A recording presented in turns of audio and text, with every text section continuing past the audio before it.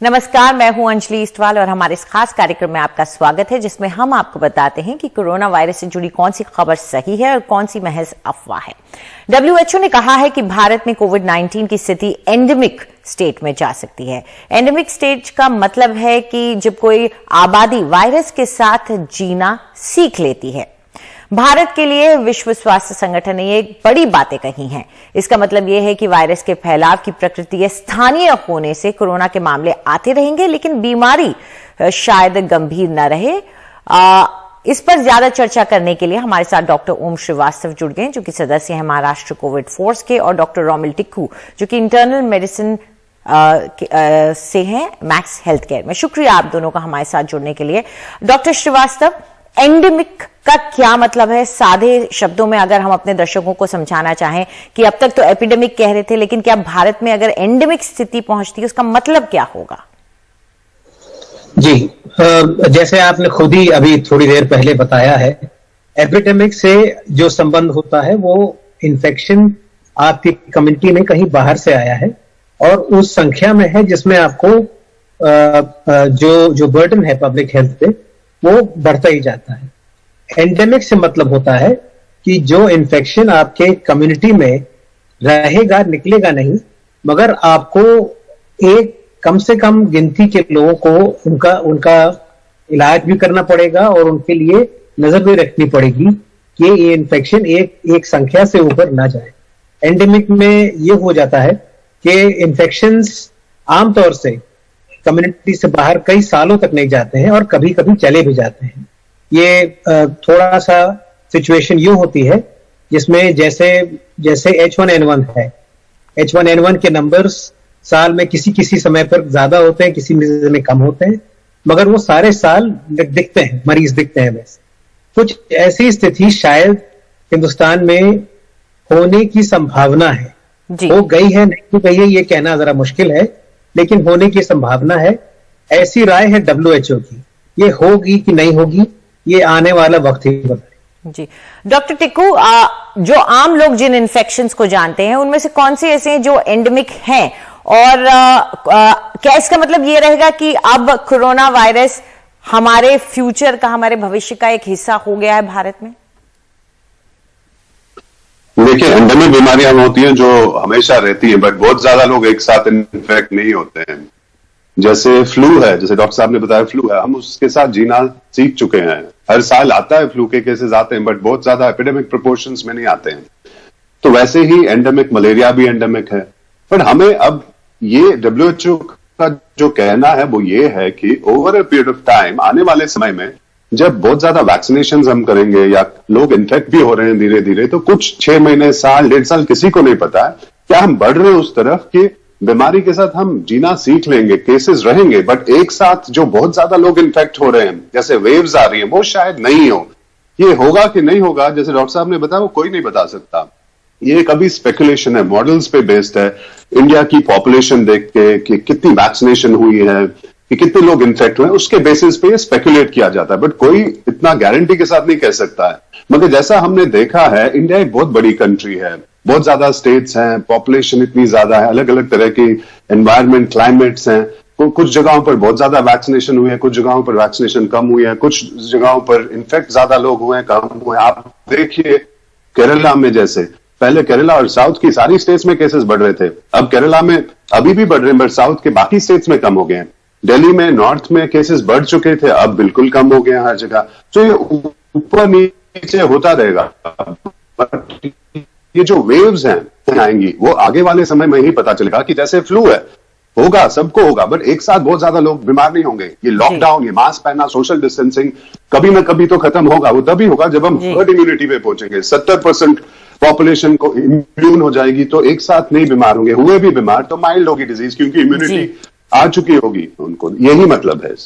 ठीक, चलिए, मतलब तो समझ में आ गया, लेकिन डॉक्टर श्रीवास्तव, हमने जिस तरह से इस वायरस को म्यूटेट करते हुए देखा है, ऐसे में इसका वेरिएंट आ जाता है, बहुत जल्दी वेरिएंट आ जाते हैं और खतरनाक भी होते हैं उनमें से कुछ। तो ऐसे में जब नए नए वेरिएंट आते रहते हैं, तब भी क्या बीमारी एंडेमिक रह सकती है या उसमें बदलाव आ सकता है? ये देखिए, ये सवाल आपने जो पूछा है बहुत बहुत अहम है, बहुत जरूरी है। ये क्या हाथ से बाहर बात निकल सकती है, इसकी संभावना हमेशा रहेगी। आपको यूं बता दूं कि हम लोग कहते हैं कि हल्की सी सर्दी हो गई, इन्फ्लुएंजा हो गया, जैसे डॉक्टर टिक्कू ने अभी बताया। इन्फ्लुएंजा से सारे विश्व में, दुनिया भर में एक साल में 5 लाख लोगों की मृत्यु होती है। इसलिए इन्फ्लुएंजा भी कोई ऐसी बीमारी नहीं है जिसको देख करके कहा जा सके कि कोई बड़ी बात नहीं है, सिर्फ हल्की सी सर्दी हुई। तो ये जो एंडेमिक अगर हो भी गया, समझिए आने वाले साल 2 साल में अगर एंडेमिक हो भी गया, ये एंडेमिक रहेगा या इसके इवेंट्स और बढ़ने वाले हैं? जो म्यूटेशंस हैं उसमें से कितने म्यूटेशंस मामूली होंगे, कितने म्यूटेशंस बिल्कुल साधारण रहेंगे और कितने म्यूटेशंस घातक होंगे, जानलेवा होंगे, ये भी कोई नहीं बता सकता है। ये हम लोग जैसे जैसे समय बीतेगा वैसे वैसे हम लोगों को सीरो सर्वेलेंस करना पड़ेगा, जीनोटाइपिक टेस्टिंग करनी पड़ेगी, फिंगरप्रिंटिंग करनी पड़ेगी और वो डेटा हम लोगों को एनालाइज करके देखना पड़ेगा कि 6 महीने, 9 महीने, साल भर में एक पर्टिकुलर कम्युनिटी में, एक प्रांत में या एक देश में ये केसेस किस तरीके से बढ़ रहे हैं, किस तरीके से वैसे ही है और किस तरीके से कम हो रहे हैं। उसके बाद ही आप कोई ऐसी बात कह सकेंगे कि अब ये मेरे ख्याल से इसमें दिक्कत नहीं आनी चाहिए या फिर दिक्कत आ गई है और आने वाली है। तो ये जितनी चीजें हैं इस समय, ये बहुत अच्छी scientific on good scientific data है, मगर ये इस समय सिर्फ स्पेकुलेशन है। बिल्कुल ऐसे होगा, ऐसा हमें लगता है, होगा कि नहीं होगा ये तो कहीं मालूम पड़ेगा। डॉक्टर टिक्कू, अगर ये साथ में ही रहने वाला है तो शायद इसकी तैयारी भी कर देनी चाहिए। मुझे ये लगता है कि मास्क पहनना या हमारे दफ्तरों के वेंटिलेशन सिस्टम्स, ये सब अब शायद एक पॉलिसी का हिस्सा ही हो जाए आगे बढ़ते हुए, और इसके बारे में हमें अब सोचना शुरू कर देना चाहिए। देखिए, मास्क पहनना, सोशल डिस्टेंसिंग, क्राउड्स अवॉइड करना, ये तो हमें करना पड़ेगा अभी कुछ टाइम तक, क्योंकि जैसे डॉक्टर साहब बता रहे हैं, किसी को नहीं पता है कि कब वो स्टेज आएगी जब ये एंडेमिक होगा। फ्यूचर में अगर म्यूटेशंस हो गई, जैसा हम बात कर रहे थे अभी, अगर कोई मॉन्स्ट्रस बहुत खतरनाक सी म्यूटेशन हो जाती है, तो वो जो पहले हुआ था सेकेंड वेव में, वो भी हो सकता है, क्योंकि वो लोग जिन्हें इम्यूनिटी है उनमें भी इन्फेक्शन हो जाएगा। वैक्सीन शायद काम नहीं करेगी इसके अगेंस्ट। तो ये कहना अभी बहुत मुश्किल है कि हमें क्या करना होगा फ्यूचर में। अभी तो 1-1.5 साल मुझे नहीं लगता है कि मास्क हमें नहीं पहनने चाहिए, या हमें जो हम प्रिकॉशंस अभी ले रहे हैं वो नहीं लेने चाहिए, या आगे वाले समय में 6-8 महीना, 1 साल जब कंसिस्टेंटली नंबर्स कम होंगे तभी हम इस पे डिसीजन ले पाएंगे। अभी तो हमें वही करना है जो हम करते आ रहे हैं। अभी जो मॉडल्स हैं, मैथमेटिकल मॉडल्स है, वो तो उसके अकॉर्डिंग तो सितंबर में पीक आ सकती है, 3rd वेव आ सकती है, जो पीक हो जाएगी अक्टूबर एंड में। तो ये स्पेकुलेशन है, ऐसा हो सकता है, नहीं भी हो सकता है, बट हमें अपनी तरफ से वर्स्ट केस सिनेरियो सोच के ही चलना है कि ऐसा हो सकता है और हमें तैयारियां करनी होंगी। जैसे बता रहे हैं कि बच्चों में शायद ज्यादा इन्फेक्शन हो, हालांकि वो किसी साइंटिफिक एविडेंस पे बेस नहीं है, बच्चों में माइल्ड होता है इन्फेक्शन, बट हमें तैयारी तो करनी है, क्योंकि आईसीयू बेड्स वगैरह बच्चों के कम होते हैं। हमें तो वही सोच के चलना है कि आगे वाले समय में हो सकता है केसेस बढ़ जाए, हो सकता है प्रॉब्लम और हो जाए। जो हमें शॉर्टेज हुई थी ऑक्सीजन की, बेड्स की, दवाइयों की, वो नहीं होनी चाहिए। तो मास्क, सोशल डिस्टेंसिंग, ये तो it has become a way of life, it has to. अगले आने वाले समय में मैं तो बोलूंगा अगले 1 साल तक, 2022 के एंड तक, ये सब हमें प्रिकॉशंस लेते रहने पड़ेंगे। एंडेमिक होगा, केसेस कम होंगे, बहुत अच्छी बात है, हमारे लिए बहुत अच्छा, बट उसका ये मतलब नहीं है कि प्रिकॉशंस नहीं लेने चाहिए। 2022 के एंड के बाद ही क्लैरिटी मिलेगी हमें कि फर्दर वेव्स होंगी, म्यूटेशंस होंगी, जो जीनोमिक सीक्वेंसिंग हो रही है उससे हमें पता चलेगा आगे वाले समय में, क्योंकि अब हम बहुत ज्यादा कर रहे हैं कि नया म्यूटेंट वेरिएंट कोई आया है, अगर ऐसा आया है तो फिर केसेस बढ़ेंगे। ये तो अगले 1-1.5 साल तक चलता रहेगा ऊपर नीचे, और इंडिया जैसी बड़ी कंट्री में कभी कई स्टेट्स में ज्यादा बढ़ेंगे, कई स्टेट्स में कम होंगे, और अगर कंसिस्टेंटली कम रहे तो उसका यही मतलब है कि एंडेमिक धीरे धीरे हो रही है। जी, उम्मीद यही करते हैं कि एंडेमिक बन जाए और इसके साथ हम लोग एहतियात के साथ रहना शुरू करें। बहुत शुक्रिया आप दोनों का हमारे साथ जुड़ने के लिए। और अहम यह हो जाता है मास्क, इससे आप न सिर्फ खुद को बचा सकेंगे, इसका संक्रमण भी रोकेंगे, और संक्रमण रोकेंगे तो फिर वेरिएंट बनना भी रुकेगा। ये बहुत अहम है मास्क लगाना। फिलहाल हम एक छोटा सा ब्रेक लेंगे और ब्रेक के बाद गूगल और एनडीटीवी की खास मुहिम वैक्सीनेट इंडिया।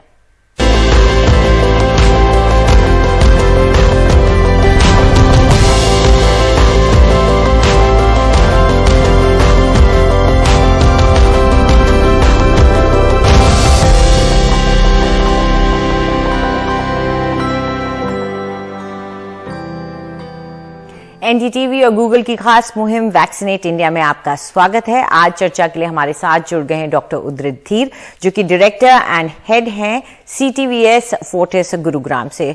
शुक्रिया डॉक्टर धीर हमारे साथ जुड़ने के लिए। आज हम चर्चा करना चाह रहे हैं कोविड टीके के असर के बारे में। इसका असर कह रहे हैं कि शरीर में कुछ वक्त के बाद इसमें एंटीबॉडीज कम होने लग जाती हैं, तो कब तक कोविड टीके का असर हमारे ऊपर रहता है? बहुत उम्दा क्वेश्चन आपने पूछा है। देखिए, बॉडी का एक रिस्पांस होता है। जैसे कोई फॉरेन बॉडी चाहे इन्फेक्शन के फॉर्म में जाए चाहे वैक्सीन के फॉर्म में जाए, वो अपना 3 से 5 दिन पहले रिएक्शन लेता है। उस प्रोटीन को हमारे बॉडी के अंदर सेंसर्स लगे हुए होते हैं, वो उनको सेंस करते हैं और उसके अगेंस्ट एंटीबॉडीज बनाना शुरू करते हैं। तो जो कोविड के खिलाफ mRNA वैक्सीन्स जो हैं, RNA वैक्सीन्स जो बन रही हैं, उसके स्पाइक प्रोटीन को जितनी भी वैक्सीन्स अभी तक बनी हैं, सबकी इफेक्टिविटी 80 to 90% के बीच में, 80 से 90% ये पूरी एंटीबॉडीज बनने में 3 हफ्ते से स्टार्ट होता है और 6 हफ्ते में पीक करती है। इसी तरीके से जैसे कोविड की वेव आती है, एक फर्स्ट वेव आई, सेकेंड वेव आई, ऐसे हमारे लॉन्ग टर्म इम्यूनिटी वो बनती रहती है। उसमें कुछ हर एक बॉडी का रिस्पॉन्स डिफरेंट होता है। कुछ मेमोरी सेल्स भी बन जाते हैं, वो परसिस्टेंट बना के रखते हैं। तो कुछ लोगों में तो शायद 1 शॉट से या 2 शॉट से ये परसिस्टेंट इम्यूनिटी बनी रहे, उनको बूस्टर डोज की जरूरत ना पड़े। बट ये RNA वायरस है, तो ये थोड़ा बहुत अपना सीक्वेंसिंग बदलता रहता है। तो हमें जो अभी ट्रेंड्स मिल रहे हैं उसके हिसाब से ये लग रहा है शायद हम सब लोगों को एक बूस्टर डोज लगाना पड़ेगा।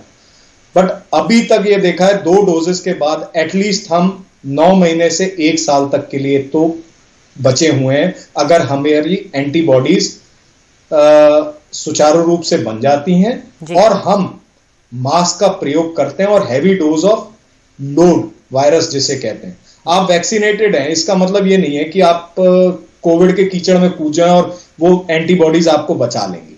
आपको सोशल डिस्टेंसिंग, मास्क पहनना पड़ेगा, अपना संयम जरूर बरतना पड़ेगा। जी बिल्कुल, आप वैक्सीनेटेड हैं लेकिन वायरस नहीं गया है इस वैक्सीन को लगाने से, ये बात हमें याद रखनी होगी। वायरस अभी भी हमारे बीच है, लेकिन कुछ लोगों में क्या खतरा ज्यादा होता है जिन्हें बूस्टर डोज की जरूरत बाद में पड़ सकती है, और कुछ लोग इसके लिए ज्यादा ससेप्टेबल रहेंगे?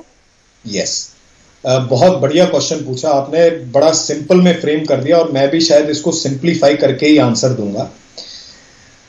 देखिए, हमारे फैमिली में 2 बच्चे होते हैं, एक 2 रोटी खाता है फिर भी मोटा रहता है, एक 5 रोटी खाता है फिर भी पतला रहता है। तो हर एक बॉडी का रिस्पॉन्स डिफरेंट होता है, बट जो हम प्रेडिक्टिविटी वैल्यू कहते हैं, इसी तरीके से एक बच्चा जो जैसे पैदा हुआ, डॉक्टर साहब हर एक सीजन में ना इसको नजला जुकाम तो होना ही है, जैसे मौसम बदलना है इसको जुकाम खांसी होगी, तो हमें वनरेबिलिटी खुद पता चल जाती है। ऐसे ही हर एक पेशेंट को अपनी वनरेबिलिटी हर एक आदमी जानता है कि मैं साहब जैसे ही सीजन बदलता है मेरे को छींक आ जाती है, मेरे को एलर्जी है।